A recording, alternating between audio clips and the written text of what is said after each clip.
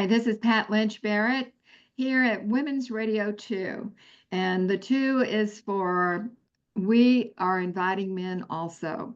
This is a time in the world and a time in our life as a business and people who are reaching out to others to include women and men of good heart and to help them have better conversations together so that they can come together and co-create some of the solutions that need to be done by them in this world right now.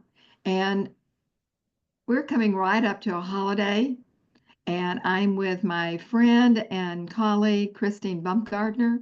We're going to talk about if there's a his or a her in your life and the holidays are coming up, whether it's at home or at work, what can really assure that you have happy holidays with your special person? So let me welcome back Christine Baumgartner. Thank you. Thanks, Pat. It's always such a pleasure to talk to you. And boy, holidays can really stir up so much emotion and thoughts and potential minefields and pitfalls. So I think one of the best things to be really clear about personally is what your expectations are. What do you expect to happen? What would you like to happen? What would you like not to happen?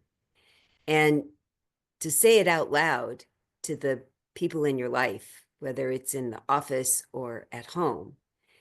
Because often people have had some traditions from when they grew up that they liked and they want to keep doing. And it's really human nature to think, doesn't everybody think this way or do this way? And it's really remarkable how many ways there are to do things, as many as there are people. And also, some people had not very good holidays when they were growing up, and they're trying so hard to have something different now that sometimes they haven't even thought about what would be better and different. Or it was the only for my mom, it was the only happy time was Christmas Day. She and her brother and sister would go to sleep on Christmas Eve. There was nothing in the house, and they'd wake up the next morning to the tree and the decorations and music and presents, because the other 364 days of the year were pretty awful around her house. So it was this wild comparison. And so my life was not like that growing up, but my mom always made Christmas very special for us. We did lots of very traditional things, and it was interesting to experience, now 2 different husbands, a divorce and then a widowhood, that to tell about my traditions and then to find out about their traditions. So, because if we keep assuming that everybody's going to know what we want, or of course they're going to want the same thing, we're truly setting ourselves up for such a disappointment. Where if we say, gosh, this is what I really like, I'd like to include it. How do you feel about it? And then tell me what you would like. And is there something I feel like I could include about it? And it's really kind of amazing how you can include often both traditions. So then the other thing is, besides just traditions, is gift giving. Are you somebody that really likes getting gifts? Are you somebody that likes giving gifts? And how does the other person feel? Because some people can feel uncomfortable about getting gifts. They can feel beholden. Then there's the whole, how much money do you spend? I mean, it really gets complicated, especially at work. And do you give something to everybody? Do you just give something? And so to find out, is there a corporate culture at your office? HR should have their finger on that pulse of how does it work and what's the guidelines. And even if you really like giving presents to everybody and they say, no, you can't do that, maybe just to your direct report, that you could now make cookies for the office or homemade candy for the office or something that you've canned or jarred. And that way you really do feel like you're giving something to the whole office, but it's not really a present, because it's just because you wanna doesn't mean it's okay with the work. And just this one day of oops could cause a lot of problems for the rest of the year. I've watched all these things happen, the happy things and the not so happy things. And it was mostly just because people didn't ask. They didn't find out. They just had their own expectations and their own thoughts about how things should be, and didn't really run it by the people that are the decision makers. And the thing is, even if you don't like their decision, if they're the boss, they're the boss. And if you don't like the way they run the company, you might just need to find another company because it's their company. I Yeah. wanted to interject something. I think the point you're making is really, really useful. And, at the crux of it is, I think a lot of people, I'm including myself in that, they assume that other people somehow mystically know what you like. Uh, and just because you know it doesn't, you've never opened your mouth about it. How would they know? They can't know in this plane unless you open your mouth. And there are lots of ways, lots of good ways, lots of ways that actually tend to bring people together if you learn how to deliver the information or ask a good question like, by the way, do you like blah, blah, blah? Or what do you like? I mean, learning to ask questions and then also being able then to share your point of view when there's no one that can know what your point of view is unless you do share it. That's a good thing to share. That's a good point, Pat. And it's one of the biggest challenges I find personally and professionally between men and women. And I was this way until I took a pledge in my 40s. I just knew it was a fact that my ex-husband, when we were married, was on purpose not doing the things I wanted him to do, even though I hadn't told him, Right. because he could read my mind. And the more he cared about me, the more clear he was about reading my mind. And often women will say, well, I don't want to tell people because then it doesn't matter as much if I told them, or I want them to really want to do it so they'll think of it their own, or everybody knows this, or everybody does this. And I sound like Dr. Phil saying, well, how's that working for you? Are you getting your needs met? Generally, we aren't. Yes, right. Right. I think Yeah. that is like the perfect point. And I think it's all part of I know we all want to try during these special seasons. We want everyone to feel happy and included. Well, most of us want that, I think. Um, and and it isn't ever going to happen that we completely and perfectly read someone else. Well, not too many people can do that. Oh, So you have to find ways of talking with people so you can ask them, include them, and also have openings so you can share in a way that it doesn't sound like me, me, me, me. Which I think a lot of people actually are afraid of. Oh, if I do that, it'll just sound like I'm self-centered and blah blah blah. But there are good ways of doing it. So you're actually including other people. Do you agree with that? 100%. And I think a lot of girls, especially, were told, don't talk about yourself, don't be braggadocious. I remember hearing that word when I was growing up. Don't Mhm. have a big head. And the thing is that first you have to really, because lots of times I'll say, well, what would you like the man in your life to do, to my clients? And they'll say, I don't know. I said, well, then how would you know if you got it, and how would he know? So it's helpful. I help them get really clear about what it is they need and want. And the thing that happens with holidays especially is we can get even more ramped up about the importance, like big font, bold, and in the word important. So things become even harder when we don't get them. More Yeah. disappointing than if it was, June 12th or something. So the other thing that's really important is, even if you tend to be good at reading people and wow, you seem to be a good guesser, you try and it's like it was the right thing, assuming is really dangerous. There's a thing that people say, it makes an ass out of you and me, the word assume. So to always just check. So my understanding is you like this. You like this kind of thing to happen on Christmas Day and this kind of thing. Just checking. Just really want to make sure, because this is so important. If you say, especially a man saying to a woman, it's really important to me to be really clear. So I'm sure you've told me this. I just want to be really clear. Would you tell me again? I've got my undivided attention. And it needs to be a woman who doesn't go, I've told you this 12 times, but I know you're watching your football game and I didn't pay attention that you were paying attention. Yeah, we set ourselves up to get mad.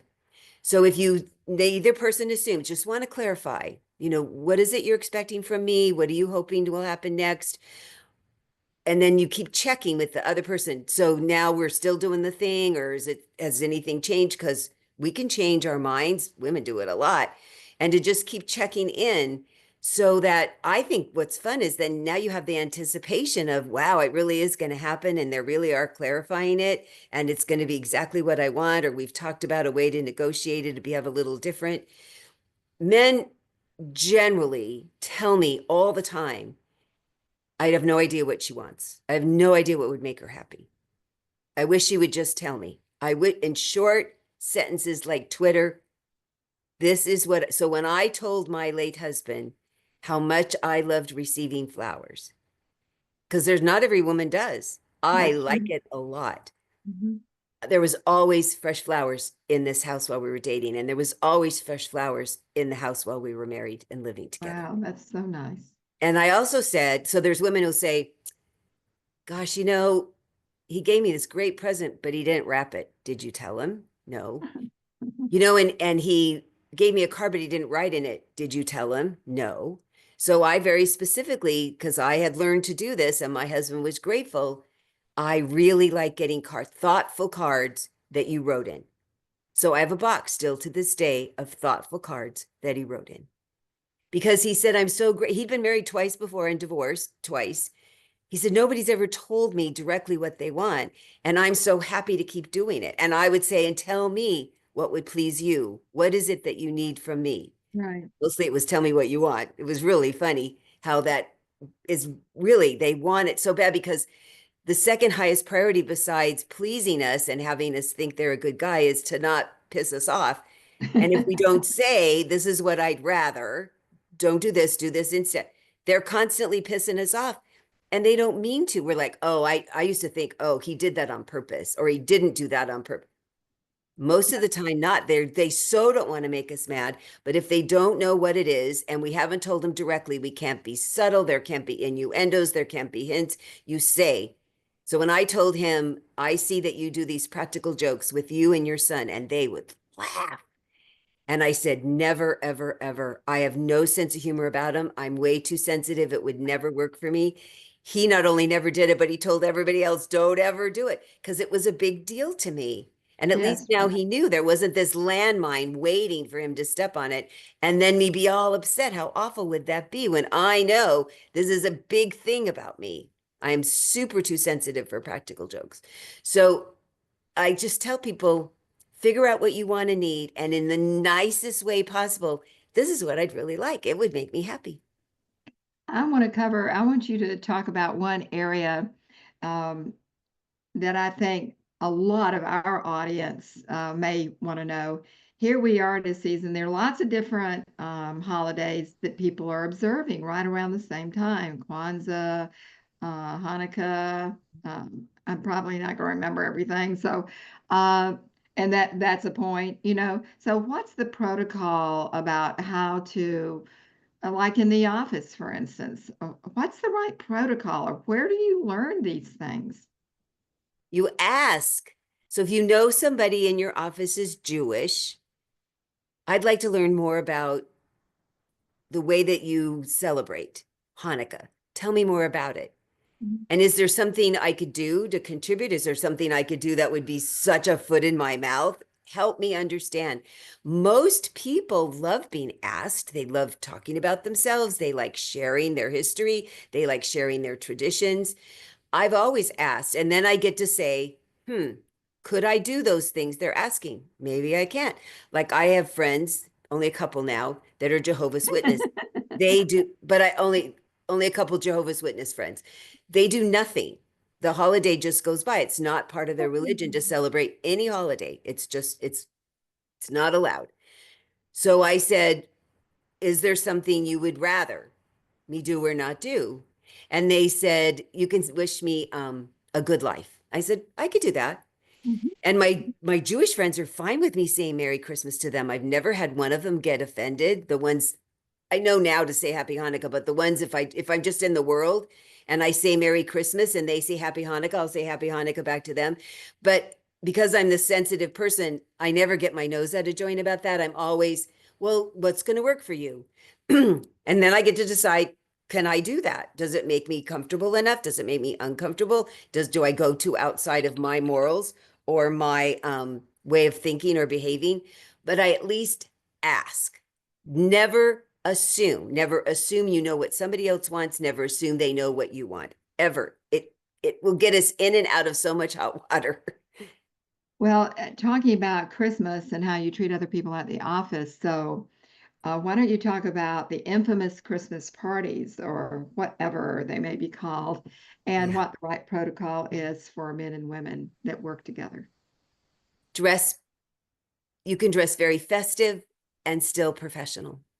When I had my event planning company and I did a lot of Christmas parties in those 25 years, it I was embarrassed the way that some people dressed, especially women. I was just embarrassed. They came dressing so cheaply. And I was sad that that was how they saw it. Felt like that was how they saw themselves. And then they would complain about some of the remarks that people would make. And that made me sad too.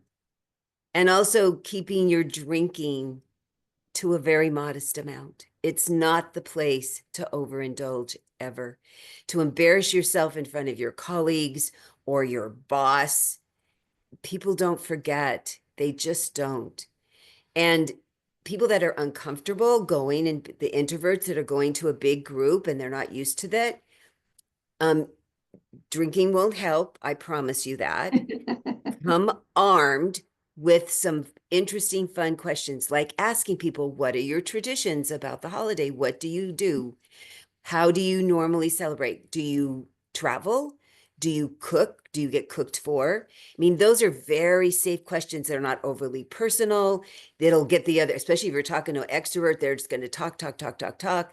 And then you excuse yourself to go get something to eat or drink or go to the bathroom and get yourself back together again, because that was a lot of energy, especially for an introvert, to listen to somebody else. And now you go back and find another person and you can ask them all the same questions again.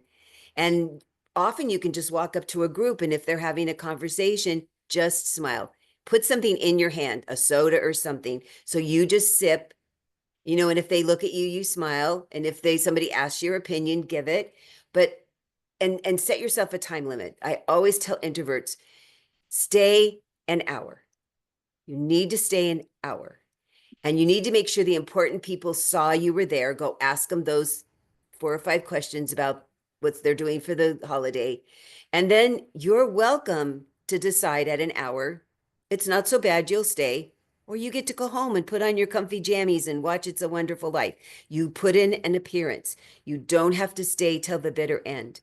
I know a number of introverts who just, it's too much for them and they Right. still need to go. So go, ask a couple questions, have a couple non-alcoholic beverages, keep excusing yourself. Nobody's going to wonder why you went to the bathroom or went and got a drink or something. Just walk away. Just excuse yourself. You finished. Now go, because you can't just keep talking like us extroverts can. And you've put in your appearance. You need to get a little out of your comfort zone. And this is the best way I can coach introverts to do it. It's probably a good time Yeah. for that to happen. So now you have good things that you can ask, good things that you can show up and really show your interest in the other people that you do work with, and keep it cool. Well, Yeah. I hope everybody has a really wonderful holiday. If it's to relax, and I hope you find the perfect place and the perfect way. If it's to have a good time, I hope that it fills you up to the brim, and lots and lots of good health, and looking forward to a new year. So how about you? Oh, Happy New Year, Merry Christmas, Happy Hanukkah, Happy Kwanzaa. I mean, if you have something to celebrate and someone to celebrate with, and if you don't have somebody to celebrate, it's a great time to give back and volunteer. pack food Ah, boxes, great idea. wrap presents. There's all the toys for tots. They've been gathering all the fire departments, the police departments, at least here in California. I don't know, they have so many toy drives, and now they need somebody to wrap the presents. I love wrapping presents. It's a great camaraderie place to go. And then you don't feel like you're as lonely. You really need to help yourself, not just stay home and be sad. Right. And a Mhm. lot of people are going to be spending holidays in shelters and other things for lots of reasons, disasters, things that have happened with you personally, with your family, or whatever. And there are going to be shelters that are serving meals, and there is nothing like a friendly face on the other side of the serving line. It So, just fills up your heart. I always feel yeah. like every time I volunteer, whatever I give out, I get back 4 times every time. Well, I wish you the very, very best. I am so delighted. Do you know we've been doing this almost a half a year? I can't believe it. Oh my goodness. So the very best of everything for you. And Thank you you, too, Pat. Susan. I'm looking Thank forward to more next year for sure. Yes, we've got some surprises coming up. We're working on them right now. So those presents will come a little bit later, but they are on their way. Thank you again. You're welcome. Bye for now.